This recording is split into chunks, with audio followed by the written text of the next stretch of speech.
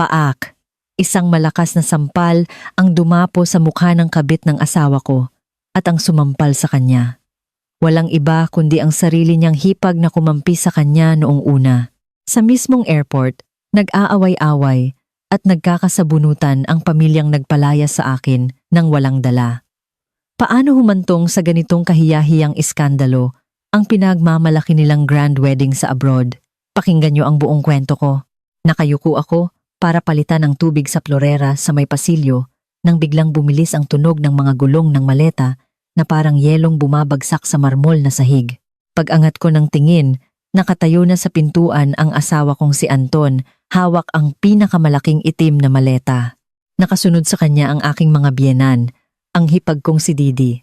Pati na ang dalawa niyang nakatatandang kapatid na babae at mga bayaw-anim silang lahat.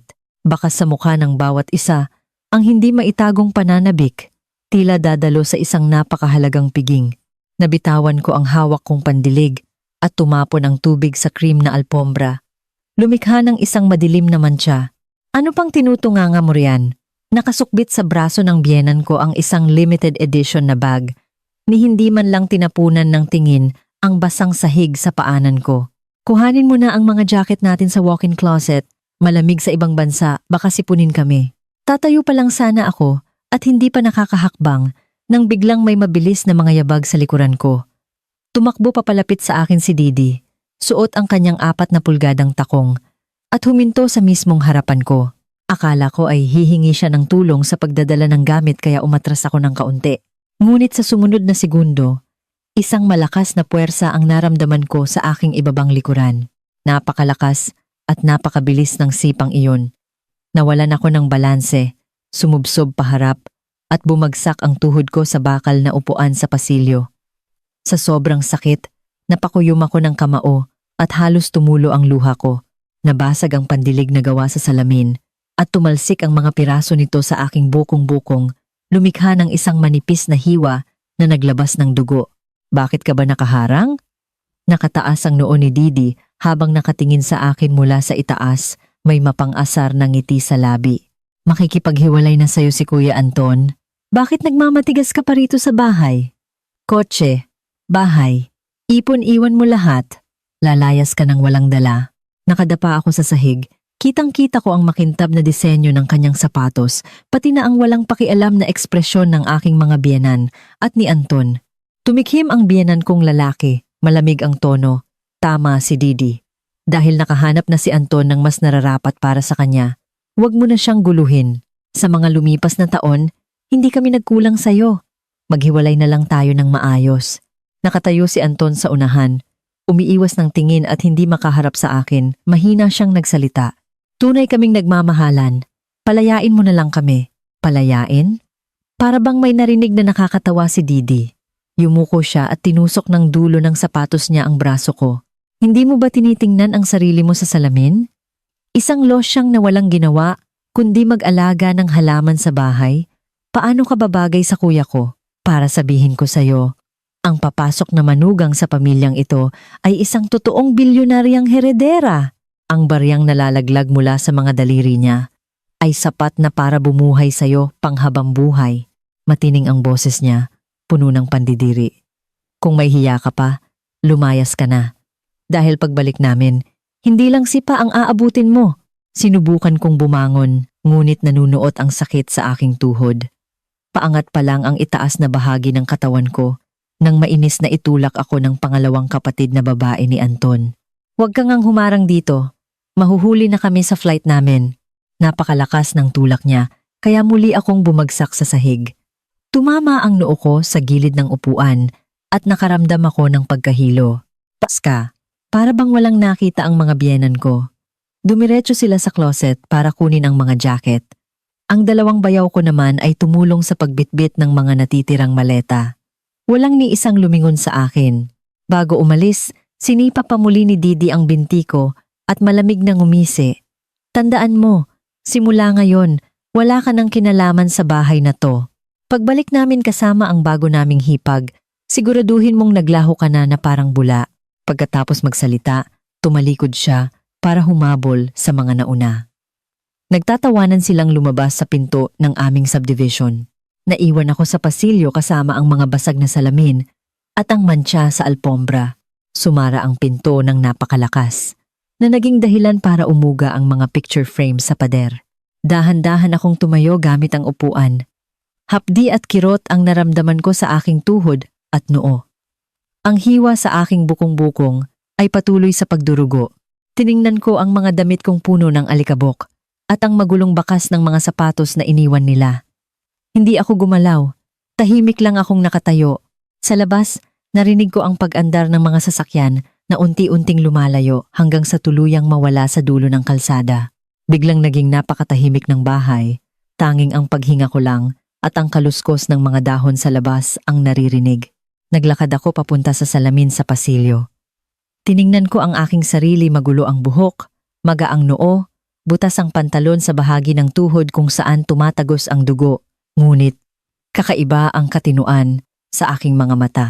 Pinunasan ko ang alikabok sa aking mukha at marahang diniinan ang maga sa aking noo. Mas lalo akong nagising sa katotohanan dahil sa sakit. Hindi ako umiyak, hindi rin ako nagwala. Tumalikod ako patungong kusina, kinuha ang first aid kit at tahimik na ginamot ang aking mga sugat. Nang dampian ko ng alkohol ang sugat, naramdaman ko ang matinding hapdi. Kinagat ko ang aking labi at maingat na binindahan ang aking bukong-bukong at tuhod. Nang matapos, naupo ako sa sofa sa sala at kinuha ang cellphone ko sa ibabaw ng mesa. Walang anumang missed call o text sa screen. Tila ang nangyaring gulo kanina ay isang dula na ako lang ang manonood. Biglang tumunog ang telepono. Lumabas sa screen ang pangalan ng matalik kong kaibigang si Kara. Sinagot ko ito at mabilis na bumungad ang boses niya. Lenny, nakita mo ba ang balita? Yung walang hiyang si Anton, talagang nagpakasal dun sa babae sa ibang bansa. Nagpost pa sa social media para magyabang. Humigpit ang hawak ko sa cellphone. Kalmado ang boses ko. Alam ko, kakaalis lang nila. Ano? Anong ginawa nila sa'yo bago sila umalis? Biglang tumaas ang boses ni Kara, puno ng pag-aalala. Sabi ko na nga ba may masama silang balak.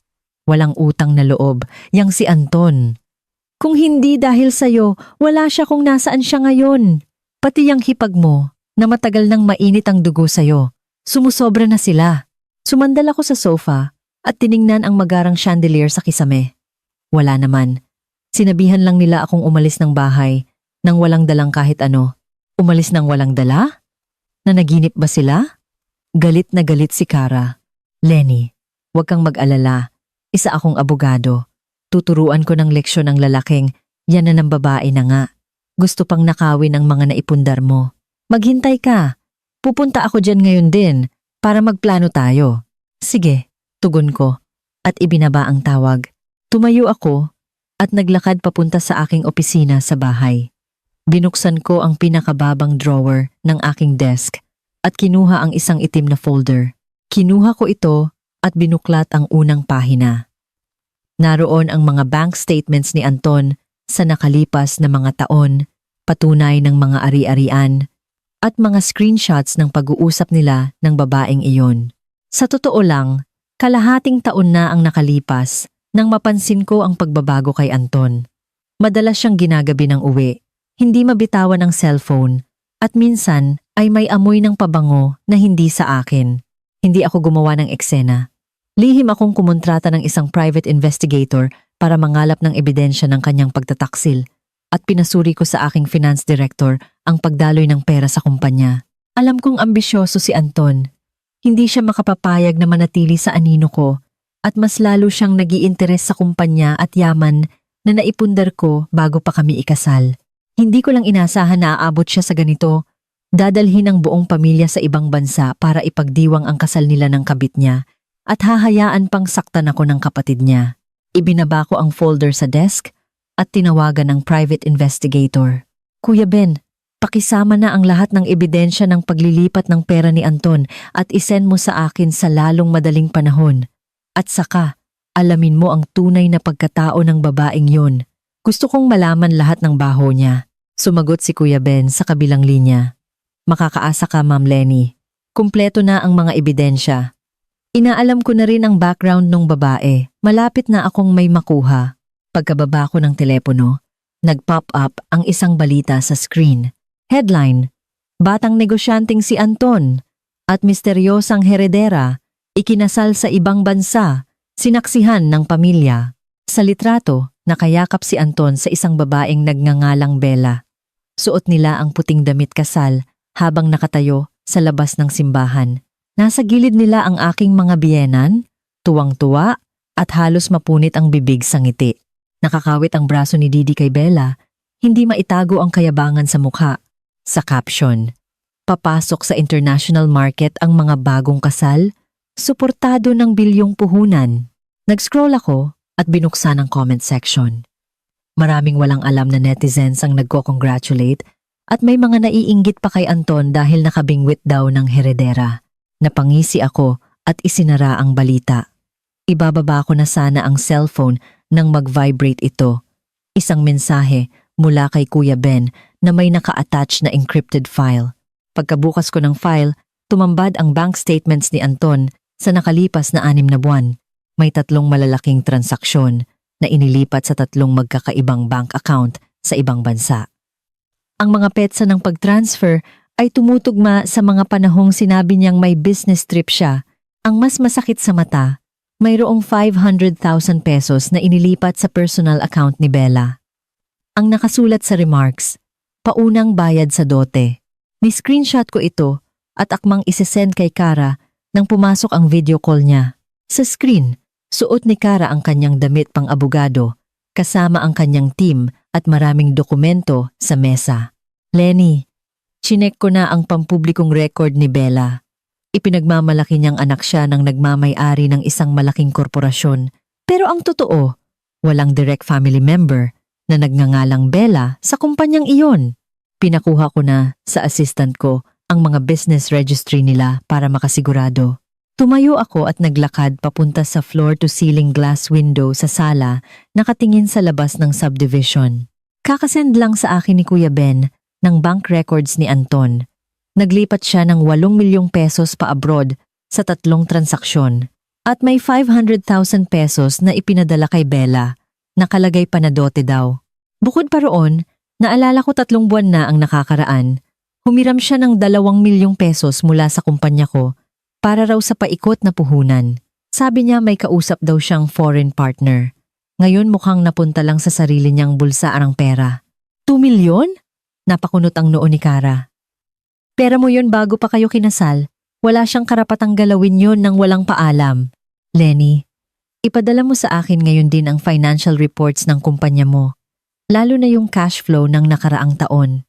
Tingin ko hindi lang siya nagtatago ng pera ninyong mag-asawa, kundi ginagamit niya ang tiwala mo para pagnakawan ang kumpanya mo. Tumango ako, bumalik sa sofa, binuksan ang laptop ko at nag-log in sa financial system ng kumpanya para i-export ang mga records at ipadala kay Kara. Kakatapos ko lang mag-send nang tumawag ulit si Kuya Ben. Ma'am Lenny, nalaman ko na ang totoo kay Bella. Hindi siya bilyonaryang heredera. Isa siyang kilalang scammer ng networking at leader ng peking paluwagan. Tumangay siya ng malaking halaga mula sa mga miyembro ng paluwagan sa barangay nila dati. Wala siyang trabaho ngayon at binabansot ng mga collection agency dahil sa patong-patong na utang sa credit card. Nagkakilala sila ni Anton sa isang party at nagkunwari siyang mayaman para mauto siya. Isa pa, nakuhaan ko ng litrato si Anton na binibilhan ng mga luxury brand si Bella. Ang ginagamit niyang pambayad ay ang supplementary card mo. Supplementary card. Natigilan ako. Naalala ko, 3 buwan na ang nakakaraan nang hingi ng card si Anton dahil kailangan daw ng malaking credit limit para sa negosyo bilang emergency. Pinahiram ko ang card ko sa kanya. Hindi ko inakalang gagamitin niya ito para bilhan ng gamit ang kabit niya. Kuya Ben, pakikuha lahat ng transaction history ng card, kasama ang oras, lugar, at magkano ang ginastos. Pati na rin ang bank statement ni Bella. Gusto kong malaman kung saan napunta yung 500,000 na dote. Pagkababa ko ng telepono, nakakonekta pa rin ang video call kay Kara. Nakatingin siya sa akin. Lenny, malinaw na ang lahat. Pagtataksil sa asawa, pagpapanggap ng kabit, pagtatago ng conjugal property, at pagnanakaw ng pera ng kumpanya mo, malaking kasalanan ito sa batas. Ang kailangan nating gawin ngayon ay ayusin agad ang mga ebidensya, mag-file ng asset freeze para wala siyang makuha ni isang kusing. Huminga ako ng malalim, hinanap sa contacts ko ang bank manager ko at tumawag. Manager Cruz, ako po si Lenny.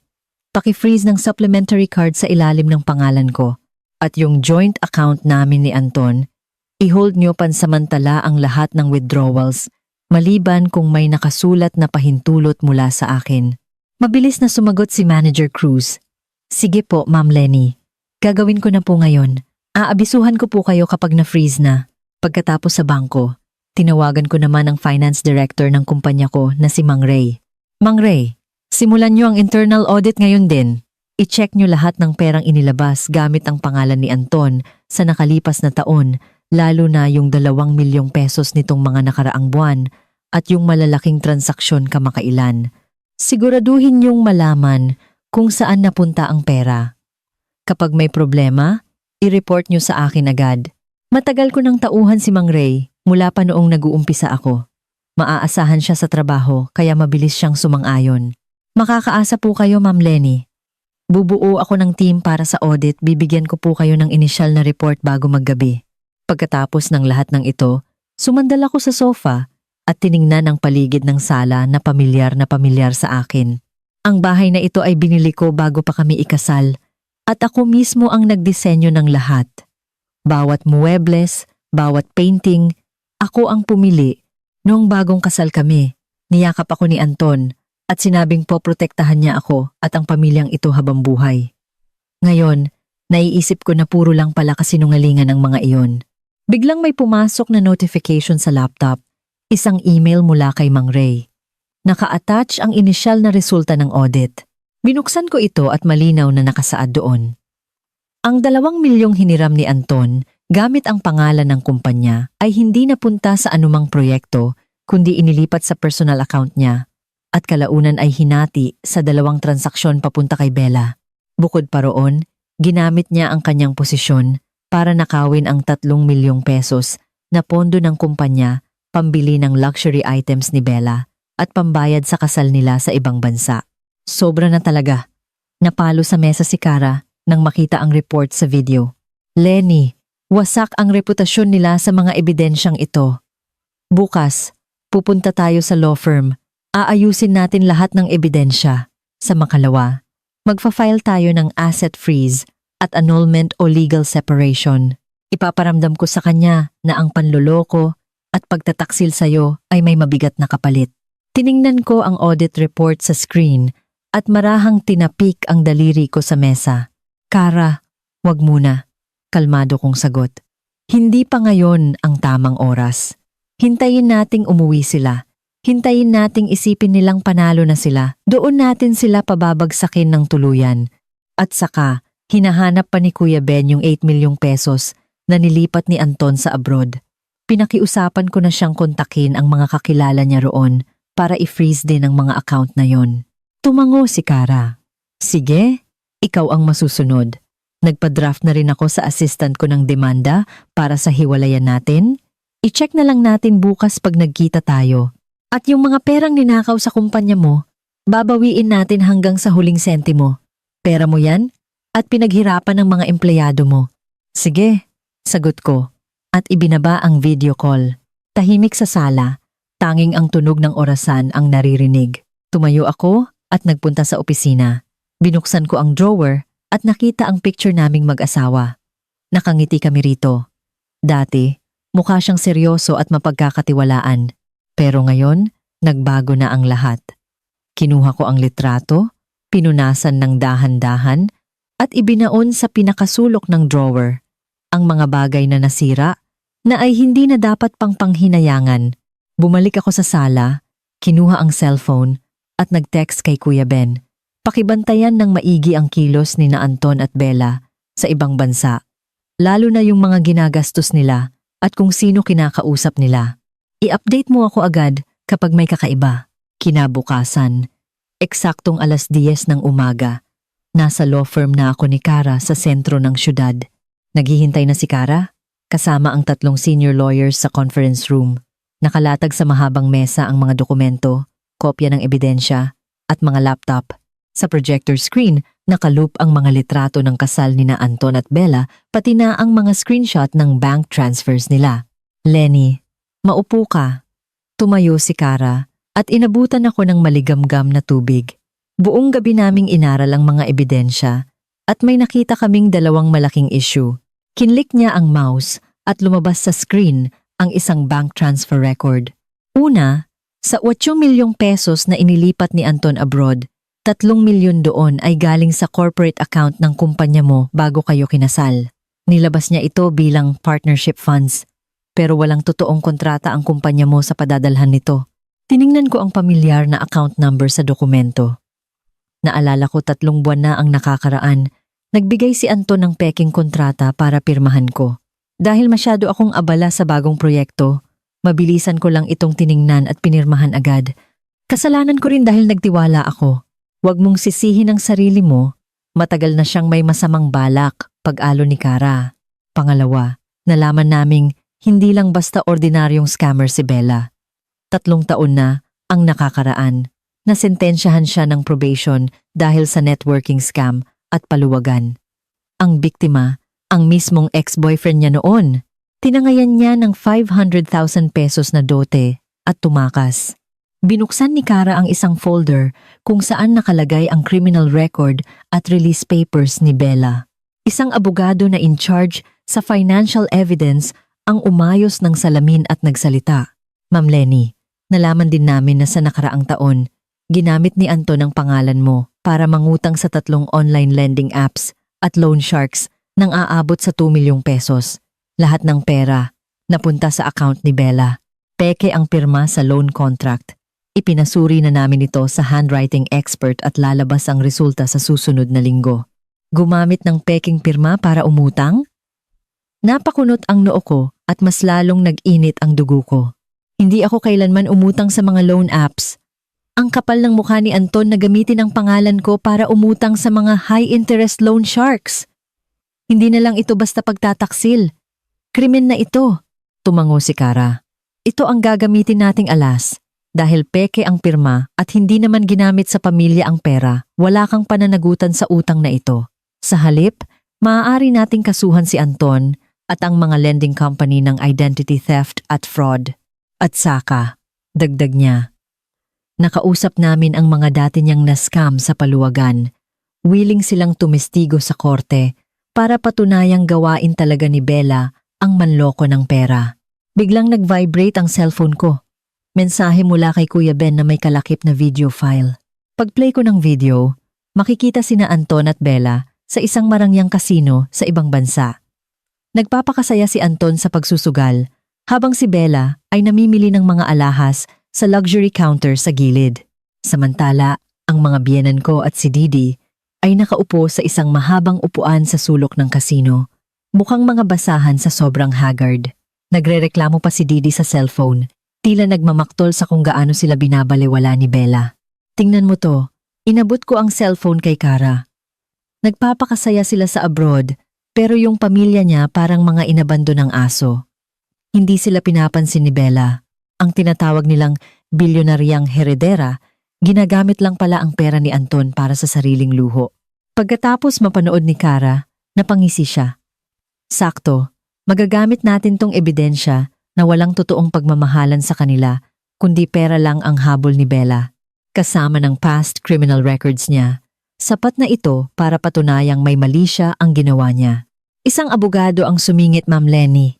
Kakatanggap lang namin ng update mula sa bangko. Na-freeze na ang joint account ni Anton at nag-fail ang mga attempts niyang mag-withdraw at mag-transfer mula sa abroad. At yung 3 milyong pesos na nilipat niya sa abroad, pumayag na yung foreign company na i-freeze din ang pondo matapos naming ipakita ang mga ebidensya natin. Tutulong din sila sa pagbawi ng pera. Mabuti. Tumango ako. Mas lumakas ang loob ko. Kumpleto na ang ebidensya natin. Nandyan ang pagtatago ng yaman, pagnanakaw sa kumpanya, pamemeke ng pirma para umutang, at ang peking pagkatao at criminal record ni Bella. Paparanas ko sa kanila na kapag kinalaban nila ako, mauuwi sila sa wala. Isinara ni Kara ang mga folder. Lenny, ang plano natin ngayon? Ipapasa na natin sa korte ang asset freeze request para i-hold lahat ng pera at ari-arian nina Anton at Bella, pati bahay, kotse at investments. Tapos, magpa-file na tayo ng annulment o legal separation at hihilingin sa korte na ideklarang guilty party si Anton para wala siyang makuha o maliit na lang ang makuha niya sa conjugal property. Pababayaran din natin ang mga ninakaw niya sa kumpanya. Kasabay nito ang kasong isasampa natin. Para sa forged loans, pagtingin ko sa mga abogadong nasa harapan ko, nakaramdam ako ng matinding pasasalamat. Kung wala si Kara at ang team niya, baka tuluyan na akong naapakan ni na Anton at ng pamilya niya. Sige, gawin natin ang sinabi niyo. Buong tapang kong sagot. Pababayaran ko sa kanila ang lahat ng kasalanan nila. Pasado 3:00 na ng hapon nang matapos ang meeting. Paglabas ko ng law firm, sumikat ang araw sa aking balat. Nagbigay ng init at lakas. Tinawagan ko si Mang Ray, ang finance director ko. Mang Ray, kumusta ang audit? May nakita pa ba kayong ibang ninakaw ni Anton? Sumagot siya sa kabilang linya. Ma'am Lenny, may nakita pa po kaming problema. Sa nakalipas na 6 na buwan, umupa si Anton ng 3 condo units gamit ang pera ng kumpanya. Umabot ng 800,000 pesos ang rent. Pero hindi ito ginamit ng kumpanya. Nakapangalan ito kay Bella at ginawang personal na tirahan niya. Kumpleto na po namin ang lease contracts at resibo. Isesend ko na sa inyo. Sige, salamat sa pagod. Binaba ko ang telepono at muling nag-init ang dugo ko. Ginamit ni Anton ang pera ng kumpanya ko para bigyan ng bahay ang kabit niya, bumili ng luxury items, at nangutang gamit ang pangalan ko. Napakakapal ng mukha. Pumara ako ng taxi at dumiretso sa kumpanya para asikasuhin ang mga natitirang trabaho. Pagdating ko, dumiretso ako sa CEO office sa top floor. Naghihintay na si Mang Ray kasama ang audit team. Puno ng mga resibo at reports ang mesa. Ma'am Lenny, ito po ang supplementary audit report. Inabot niya ang isang folder. Yung 3 condo units, hindi lang inupahan gamit ang pondo ng kumpanya. Ginawan pa niya ng renovation loan sa ilalim ng kumpanya. At ngayon ay nagkaka-penalty na dahil hindi nababayaran. Isa pa po, palihim niyang inilipat ang sales channels ng 2 nating core products sa malayong kamag-anak ni Bella. Kaya pala bumagsak ng 15% ang sales natin last month. Nanlilisik ang mga mata ko habang tinitingnan ang report. Ang 2 core products na iyon ang pinaghirapan kong i-develop noong nagsisimula pa lang ang kumpanya. Ngayon, ginamit niya lang pambayad sa pamilya ng kabit niya. Inform ang sales at legal department, i-terminate agad ang lahat ng kontrata sa kamag-anak na yan. Magpadala ng demand letter para hingin ang danyos. Ibinaba ko ang report. Para doon sa renovation loan, kontakin niyo ang bangko. Ipaliwanag na ginamit ni Anton ang pangalan ng kumpanya nang walang autorisasyon. I-cancel ang contract at kasuhan siya. Tumango si Mang Ray. Tatayo na sana siya nang tumunog ang cellphone ko, si Manager Cruz ng bangko. Ma'am Lenny, sinubukan po ni Anton na i-unfreeze ang account mula sa abroad gamit ang isang peking authorization letter. Buti na lang po na halata namin. At isa pa, yung credit card niya na nakalink sa inyo, nag-overlimit na kaya na-block na rin. Umabot ng 800,000 ang utang, puro sa luxury items at hotel sa abroad. Sige, seryoso kong sagot.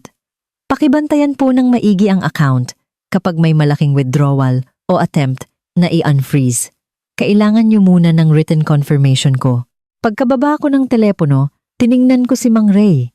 I-block lahat ng access ni Anton sa kumpanya. Finance approvals, system login, contract signing, tanggalin lahat. Simula ngayon, wala na siyang posisyon dito. Nagawa na po namin. Inabot ni Mang Ray ang isang notice. Kinausap ko na po ang IT at HR kaninang umaga. Wala na siyang access sa kahit anong system at hindi na rin siya makakapasok sa opisina. Bumukas ang pinto at pumasok ang sales director na nagmamadali. Ma'am Lenny, nagreklamo po ang mga foreign distributors natin. Noong nasa abroad si Anton, pumirma siya ng 2 kontrata gamit ang pangalan ng kumpanya nang walang paalam. Nag-promise siya ng sobrang laking komisyon. Ngayon, hinahanap ng distributors ang pera kung hindi daw idedemanda tayo. Kinuha ko ang kopya ng kontrata. Pirma ni Anton ang nandoon, pero peke ang company seal. Peke na naman. Napangisi ako. Sabihan ng legal na padalhan ng letter of explanation ang dalawang distributors. Sabihing suspendido na si Anton, walang bisa ang kontrata, peke ang selyo, at tayo pa ang magdedemanda kay Anton. Ipaasikaso rin sa foreign branch office natin ang damage control para hindi masira ang relasyon natin sa kanila. Nang matapos ang lahat, naglakad ako papunta sa bintana at pinagmasdan ang maraming tao sa ibaba. Ako ang nagtayo ng kumpanyang ito mula sa 3 tao hanggang sa naging libo-libo ang empleyado. Naging mahirap ang bawat hakbang. Nakapasok lang si Anton dito dahil sa akin. Binigyan ko siya ng mataas na posisyon pero ninakawan at tinraidor niya pa ako. Biglang nag-vibrate ang cellphone ko. Text mula kay Kuya Ben. Ma'am Lenny, nalaman ko na kung kanino napunta yung 8 milyong pesos. Ipinadala ito sa isang shell company na ang may-ari ay si Rico, yung ex-boyfriend ni Bella na na-scam din niya dati. Magkasabwat pala sila. Pati si Bella, nagsimula na siyang magsangla ng mga alahas na binili ni Anton para sa kanya sa abroad. Nakakuha siya ng cash at nilagay sa personal account niya. Nag-book na rin siya ng one-way ticket pa uwi. Mukhang tatakbo na ng solo. Nag-reply ako. May balita na ba doon sa foreign partner na pinakontak ko sa'yo? Mabilis na sumagot si Kuya Ben. Opo, nakausap na natin. Pagkakita niya sa ebidensya ng pagnanakaw, kinansela niya agad ang kontrata nila kay Anton. Na-freeze na rin yung 3 milyon at tutulong daw sila sa pagbawi ng pera.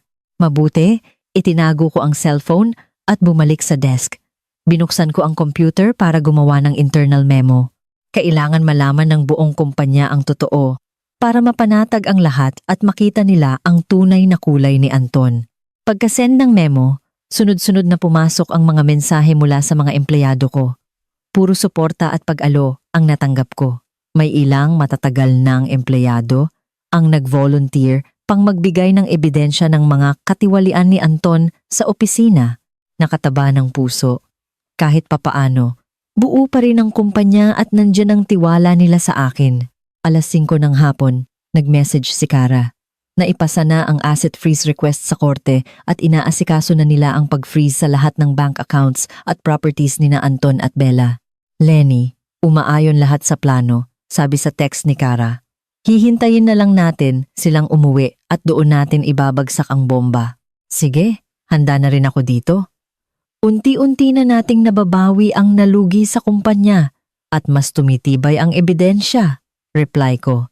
Kinabukasan, pagpasok ko sa opisina ng private investigator, naghihintay na si Kuya Ben sa sala. Nakalatag sa mesa ang mga litrato at isang flash drive. Ma'am Lenny, ito na po ang mga nakalap namin nitong nakaraang linggo. Inusog niya ang flash drive palapit sa akin at ipinakita ang mga litrato. Halos araw-araw nasa casino at luxury store sina Anton at Bella sa abroad. Yung mga biyenan mo, nagdurusa. Sa murang motel lang sila pinatulog at puro fast food ang pinapakain. Ni hindi sila tinatapunan ng tingin ni Bella. Kinuha ko ang isang litrato. Nakaupo ang mga biyenan ko sa hagdanan sa labas ng kasino. Hawak ng biyenan kong babae ang isang matigas na tinapay. Habang nakakunot ang noo ng biyenan kong lalaki na mukhang pagod na pagod. Sa isa pang litrato, pilit na inaagaw ni Didi ang bagong biling designer bag ni Bella. Pero tinulak siya nito ng malakas habang nandidiri ang mukha. At ito ang pinakamahalaga. Binuksan ni Kuya Ben ang video sa laptop. Makikita si Anton sa counter ng isang bangko sa abroad. Nagpupumilit mag-transfer ng pera. Nakasunod sa likod niya si Bella, pero umiiling ang teller at hindi siya pinapayagan. Kinuhaan niya nung sinusubukan niyang i-transfer yung natitirang 2 milyon, paliwanag ni Kuya Ben. Na-freeze na kasi ng bangko ang account niya matapos magreklamo ang foreign partner natin kaya hindi niya nailabas ang pera. At saka, nalaman naming sinangla ng palihim ni Bella ang mga alahas at relo para may sarili siyang cash. Nag-book na siya ng flight pa uwi. Mukhang tatakasan na niya si Anton.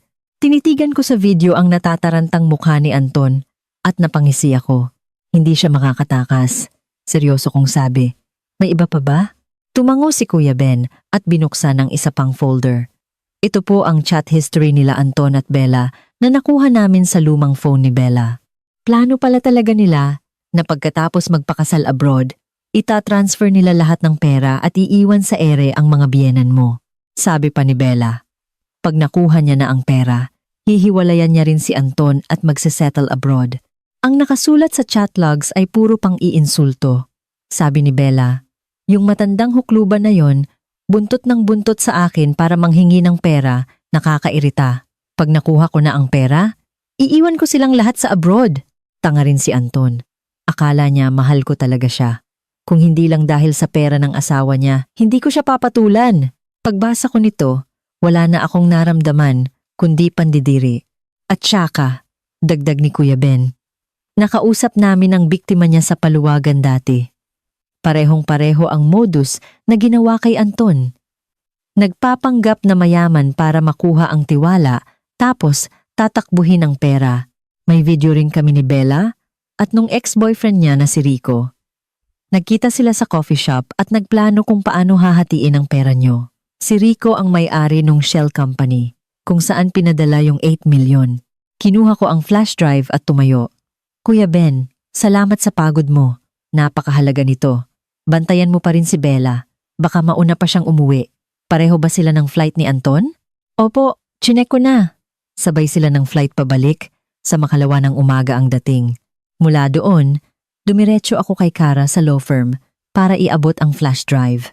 Mga bagong ebidensya, sabi ko. Hindi lang scammer sa paluwagan si Bella. Nagpaplano rin siyang tumakbo dala ang pera. Kasabot niya si Anton sa pagnanakaw, pero plano ni Bella na iwan pati si Anton at ang pamilya niya. Kumpleto na tayo, hihintayin na lang natin silang dumating. Mabilis na tiningnan ni Kara ang mga files at may kislap ng galit sa kanyang mga mata. Napakagaling! Wala na silang kawala sa korte nito. Idaragdag ko ito agad sa kaso at kukontakin ng korte para paglapag na paglapag nila sa airport, isisilbi agad ang mga subpina. Nakaupo ako sa sala ng law firm, nakatingin sa mga sasakyan sa labas. Payapa ang isip ko. Akala ni na Anton at Bella na napakagaling ng plano nila, hindi nila alam ay hawak ko na sila sa leeg. Ang pagiging sakim at makasarili nila ang magpapabagsak sa kanila. Tumawag ulit si Mang Ray. Ma'am Lenny, nabawi na po natin yung sales channels at pumirma na ulit tayo sa mga tunay na distributors. Na-cover na po natin ang nalugi. Yung 3 kondo naman, nakausap ko na ang landlord, kinansela na natin ang lease at siningil natin si Bella ng penalty fee at back rent. Magaling. Nakangiti kong sagot. Sunod nating gawin? Ayusin natin ang internal controls ng kumpanya para hindi na ito maulit? Nilapitan ako ni Kara. Lenny, handa na ang lahat. Aprobado na ang asset freeze at nakaprint na ang mga papeles para sa kaso. Ibibigay na ito ng mga taga-korte sa kanila mismo sa airport paglapag nila. Nag-imbita na rin ako ng mga media at vlogger na magpapanggap na pasahero para makuhanan ng live ang pagkapahiya nila. Tumango ako. Salamat, Kara. Kung wala ka, baka nayurakan na ako ng tuluyan ng mga taong yon. Pagbalik ko sa bahay, dumiretso ako sa opisina para sa isang video conference kasama ang foreign partner na si Mark. Kasama niya ang mga abogado niya. Ma'am Lenny, na-verify na namin ang source of funds na ibinigay ni Anton. Totoong ninakaw niya ito sa kumpanya niyo. Seryosong sabi ni Mark. Kinansela na namin ang lahat ng transaksyon niya at na-freeze na namin ang 3 milyong pesos. Hahabulin din namin siya para sa breach of contract. Tumango ako. Salamat, Mr. Mark. Ipapadala ko po ang kopya ng peking kontrata na ginawa niya para dagdag ebidensya sa inyo. Habang nag-uusap kami, biglang naglag ang video at naging choppy ang boses ni Mark. Pasensya na, Ma'am Lenny. Pumasok si Anton dito sa opisina at nagwawalang humihingi ng pera. Napaupo ako ng maayos. Nandyan siya? Iniikot ni Mark ang camera. Sa background, nakikita si Anton na sumisigaw sa mga staff. Nakatayo sa gilid ang mga biyanan ko at si Didi na mukhang takot, habang si Bella ay nakahalukip-kip at parang naiirita. Pakausapin mo ako sa kanya, utos ko. Inabot ni Mark ang cellphone kay Anton. Namumula ang mukha niya, gulo-gulo ang buhok at galit na galit ang mga mata. Lenny, ano bang gusto mong mangyari? Bakit mo pina-freeze kay Mark ang pera ko? Pera ko yun. Pera mo? Tumawa ako ng pagak. Anton, pera ng kumpanya ko yun? Pera ko yun bago pa tayo kinasal? May gana ka pang sabihing sa'yo yon? Akala mo ba makakalusot ka sa pamimeke ng kontrata para magpakasaya kasama ng kabit mo? Nabulunan si Anton. Makalipas ang ilang sandali, sinabi niya, "Mag-asawa tayo. Ang pera mo ay pera ko. Ipa-unfreeze mo ito kay Mark kung hindi lagot ka sa'kin." Mag-asawa? Itinapat ko sa camera ang picture ng kasal nila ni Bella. Nang magpakasal ka sa ibang babae, inisip mo ba na mag-asawa tayo? Nang isama mo ang buong pamilya mo para ipagdiwang ito, inisip mo ba na mag-asawa tayo? Biglang sumingit si Didi sa video at sumigaw, "Lenny, demonyo ka! Ikaw may gawa nito, no? Ikakasal na ang kuya ko sa bilyonaryang heredera. Subukan mo kaming guluhin, sisirain ka namin." Bilyonaryang heredera? Tumawa ako at isinend kay Mark ang totoong pagkatao at criminal record ni Bella. Basahin mo at ipamukha mo sa kapatid mo. Ang tinatawag niyang heredera ay isang scammer sa paluwagan, walang trabaho at baon sa utang sa credit card. Inabot ni Mark ang cellphone kay Didi. Nang mabasa niya ang file, namutla siya at sumigaw, "Imposible! Anak ng may-ari ng Sue Corporation si Ate Bella! Sinungaling ka!" Inagaw ni Bella ang phone at nanlilisik ang mga matang nagsalita. "Lenny, huwag kang mang-intriga. Mahal ako ni Anton at aayusin niya to para sa akin." "Aayusin?" Pinindot ko ang isa pang file. "Ito ang resibo ng palihim mong pagsasangla ng mga alahas mo. At ito ang one-way ticket mo pa uwi. Akala mo hindi ko alam na tatakbuhin mo rin ang pera ni Anton?" Namutla si Bella at hindi makapagsalita. Kinuha ni Mark ang cellphone. "Mr. Anton, Miss Bella, dahil sa ginawa niyong panloloko, tumawag na kami ng pulis. Umalis na kayo sa opisina ko ngayon din, kung hindi, kalad ka rin namin kayo palabas." Sinubukan pang makipagtalo ni Anton, pero kinaladkad na siya palabas ng mga security guards. Dinig sa video ang pagmumura niya at pag-iyak ni Didi bago tuluyang tumahimik. "Pasensya na sa gulo, Ma'am Lenny," sabi ni Mark. "Tutulong kami na maibalik sa inyo ang pera sa loob ng 1 linggo. In-report na rin namin si Anton sa local business authorities para hindi na siya makapagnegosyo rito." Kinabukasan ng gabi, nagring ang telepono ko. Si Cara, "Lenny, balita mula sa korte. Official na ang asset freeze. Lahat ng properties ni na Anton at Bella, 5 kotse, at lahat ng bank accounts nila ay naka-freeze na. Pati yung hiwalayan at demanda nyo, ipadadala na sa kanila bukas pag uwi nila." Tiningnan ko ang report ni Kuya Ben. Dahil ubos na ang pera ni na Anton, pinaalis na sila sa Marangyang Hotel at nakituloy na lang sa isang murang motel malapit sa airport. Araw-araw nag-aaway ang magbiyenan at maghipag. Nagbabanta na si Bella na uuwi mag-isa, kaya binabantayan siya ng maigi ni Anton.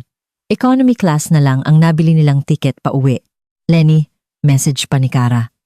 "Kinausap ko na rin ang ex ni Bella na si Rico, sasalubong din siya bukas sa airport. Ipapakita ko kay Anton kung paano siya ginamit ng babaeng pinakasalan niya. Binuksan ko ang safe sa opisina ko at inilabas ang prenuptial agreement na pinirmahan namin ni Anton bago kami ikasal. Malinaw na nakasaad doon na akin lang ang kumpanya at pera ko." Kinabukasan, 10:00 ng umaga sa International Airport, nasa loob ako ng sasakyan sa parking lot, pinapanood sa cellphone ang live video ni Kuya Ben at ng mga vloggers. Lumabas mula sa arrival gate sina Anton at ang pamilya niya.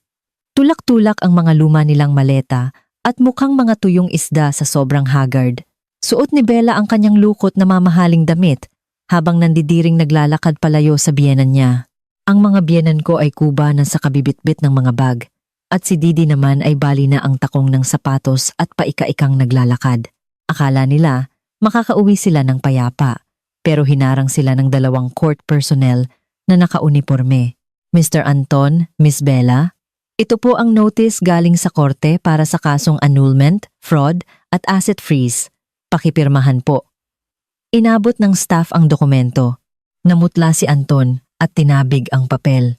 "Anong annulment? Hindi ko pipirmahan yan. Gawa-gawa lang yan ni Lenny." Umiiyak na lumapit ang biyenan ko sa taga-korte. "Sir, baka may misunderstanding. Mahal na mahal ng anak ko si Lenny. Hindi sila maghihiwalay." Sinubukan namang tumakas ni Bella at sumiksik sa mga tao, pero hinarang siya ni Kuya Ben. "Saan ka pupunta, Miss Bella?" Ipinakita ni Kuya Ben ang cellphone niya. Gusto mo bang ipakita ko kay Anton ang resibo mo sa pawn shop? At video ng pakikipaghati mo ng pera sa ex mo? Biglang nagkagulo. Paglabas nila ng gate, hindi lang mga taga-korte ang sumalubong sa kanila. May mga nagla-livestream na vloggers at mga chismosa sa paligid. Mga kamarites, tingnan nyo, live na live. Huli kang ang asawang manloloko at ang kabit na estapadora. Sigaw ng isang vlogger sa kanyang Facebook Live na tulad sa Tulfo in Action. Ang mga comments ng netizens ay sunod-sunod na pumapasok. Dasurv, ang kakapal ng mukha. Ipakulong iyang mga yan. Kumislap ang mga flash ng kamera ng mga media. Sir Anton, totoo po bang nagnakaw kayo ng pera sa asawa niyo para pakasalan ng kabit niyo sa abroad? Miss Bella, totoo bang hindi kayo heredera kundi scammer sa paluwagan at networking? Nairita si Didi sa mga ilaw ng kamera at sumigaw. Lumayo kayo! Ididemanda ko kayong mga sinungaling na media. Pero pinigilan siya ng taga-korte. Huwag niyo pong guluhin ang proseso. Kung hindi aarestuhin namin kayo. Sa kalagitnaan ng gulo, biglang lumitaw si Rico, ang ex-boyfriend ni Bella. Dumiretso siya kay Anton. Mr. Anton, long time no see. Inilabas niya ang phone niya at ipinakita ang message ni Bella. Akala mo ba mahal ka niya? Niloloko ka lang niya para kunin ang pera mo tapos tatakas kami papuntang abroad. Yung 8 milyong nilipat mo, sa shell company ko napunta. Parang binagsakan ng langit si Anton at humarap kay Bella. Totoo ba to? Niloloko mo lang ako? Umiwas ng tingin si Bella. Anton, huwag kang maniwala dyan. Sinisiraan lang tayo. Pero naglabas ulit si Rico ng bank record. At ito pa, yung 500,000 na dote mo, binigyan niya ako ng 200,000 mula dyan. Basahin mo. Nawalan ng kontrol si Anton at sinabunutan si Bella. Manloloko ka. Tinraidor ko ang asawa ko. Ninakawan ko ang kumpanya. Dinala ko ang pamilya ko rito para ipahiya tapos niloloko mo lang ako. Nang marinig ng biyenan ko na wala na silang pera at peke ang lahat, nanlaki ang mga mata niya. Mahigpit niyang niyakap ang peking designer bag na bigay ni Bella bago tuluyang umikot ang paningin at tulad ng sa mga teleserye, hinimatay siya, at bumagsak sa sahig ng airport. Si Didi naman, nanggigigil sa galit. Lumapit siya kay Bella at paa. Isang malakas at umaatikabong sampal ang pinakawalan niya sa mukha ng kabit. Walang hiya ka! Sigaw ni Didi. Sa lakas ng sampal, natanggal ang false eyelashes ni Bella at kumalat ang makapal niyang makeup. Nagmukha siyang payaso sa harap ng kamera habang umiiyak. Sinubukan pa nitong tumakbo pero hinawakan na siya ng airport security. Umiiyak na sumigaw ang biyenan kong lalaki. Wala kang kwentang anak. Sabi ko na nga ba dapat inimbestigahan natin ang babaeng yan. Ubus na ang pera natin, sira pa ang pangalan ng pamilya. Tahimik kong pinanood ang gulo mula sa cellphone. Pinaandar ko ang sasakyan at umalis. Ang nangyari sa airport ay simula pa lamang ng totoong impyerno nila. Sa loob ng mediation room ng korte, magulo pa rin. Gusot ang damit ni Anton, si Bella ay umiiyak at sira ang makeup at paika-ika si Didi. Pagkaupo, hinampas ni Anton ang mesa. Lenny, bawiin mo ang demanda at i-unfreeze ang pera namin. Bawiin? Ngumisi si Kara. Ipinakita niya ang lahat ng ebidensya ng pagtataksil, pagnanakaw, pamemeke at pag-scam ni Bella. Ito ang ebidensya. Anong gusto niyong bawiin? Tumayo si Anton at tinuro ako. Lenny, mag-asawa tayo. Kalahati ng pera mo ay pera ko. Kinuha ko ang prenuptial agreement. Malinaw na nakasulat dito. Walang sayo sa kumpanya ko. Pero yung ninakaw mong 3 milyon at 2 milyong utang gamit ang pangalan ko, kailangan mong bayaran. Sumugod ang biyenan ko para saktan ako pero pinigilan ni Kara. Ikaw na demonita ka. Bulag talaga ang anak ko nang pakasalan ka niya. Kung hindi dahil sayo sana may bilyonaryang manugang na ako. Bilyonarya? Ibinagsak ni Kara ang criminal record ni Bella. Tingnan nyo, ang manugang nyo ay dating nakulong dahil sa estafa. Leader ng paluwagan na tumakbo. Nagwala muli si Didi at hinablot ang buhok ni Bella. Muling nag-away ang maghipag sa loob mismo ng mediation room hanggang sa awatin sila ng mga pulis. Umiiyak si Bella at nagpa-victim na naloko rin daw siya ni Anton. Kung walang mediation, mapupunta ang kaso sa trial, sabi ng judge. Hinawakan ni Anton ang kamay ko umiiyak at nagmakaawa. Lenny, alam kong mali ako. Bigyan mo ako ng isa pang pagkakataon. Babalik na ako sa'yo. Ibibigay ko lahat. Binawi ko ang kamay ko at tumayo. Pagkakataon? Noong dinala mo ang pamilya mo sa ibang bansa para magpakasal at pinayagan mong sipain ako ng kapatid mo para palayasin ng walang dala, binigyan mo ba ako ng pagkakataon? Simula ng pagtaksilan mo ako, tapos na tayo. Bumalik ako sa kumpanya at inaasikaso na ang tuluyang pagtanggal kay Anton sa lahat ng accounts. Ipinaalam din ng abogado ko na nag-file na ng criminal case ang pulis para sa 5 milyong ninakaw ni Anton at 2 milyong pekeng utang. Pinaghahanap na siya. Si Bella naman ay under house arrest para sa kasong fraud. Nag-report si Mang Ray. Ma'am Lenny, nabawi na natin lahat ng pondo pati yung galing sa abroad. Na-i-cancel na rin ang mga pekeng loan. Ngumiti ang sales director. Dahil naging transparent tayo sa ginawa ni Anton, mas nagtiwala ang mga kliyente natin. Tumaas ng 20% ang sales natin kumpara last year. Biglang may pumasok na notification. Batang negosyanteng si Anton na aresto dahil sa estafa at pagnanakaw ng pondo. Nakita ko ang picture niyang suot ang damit preso. Gulo-gulo ang buhok at nahuli sa isang inuupahang kwarto. Sira na ang pamilya nila. Araw ng paghatol. Nakaupo ako sa plaintiff's side. Nakaposas sina Anton at Bella at parehong maputla. Nasa likuran ang mga biyenan ko na nakayuko at nahihiya.